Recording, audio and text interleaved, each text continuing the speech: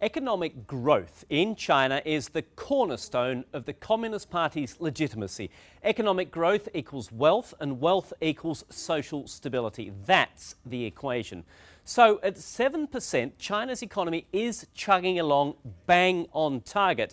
That's a target, though, that's been set by the government. Many economists say the GDP figure, which does measure the overall economic activity, is at best only a rough guide, and that the economy could actually be growing at a much slower rate. In fact, even the country's economic supremo, the Chinese Premier Li Keqiang, once famously described GDP figures as man-made and for reference only. That's according to the US cables released by WikiLeaks.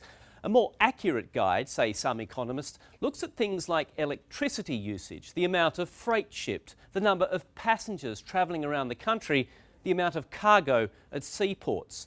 Capital Economics in London produces what it calls the China Activity Proxy. That measures those indicators, and this is what they found. Economic growth since 2012 has been a lot weaker than the official number. The latest comparison for the first quarter of this year has official growth at 7%.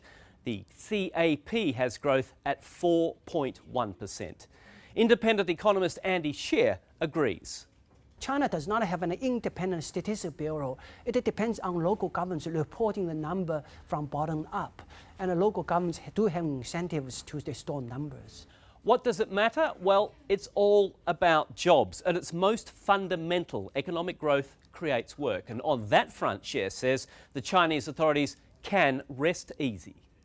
The good thing about China is that the employment picture is very good. Labor force basically has been shrinking for over 2 years. There is no pressure for net job creation. The accuracy of China's GDP figures is certainly not a news story. They've been questioned for years, and Beijing continues to defend its position. The latest response coming on Wednesday.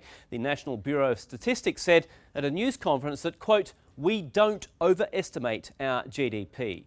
But despite Beijing's best efforts, this is a debate that just doesn't go away.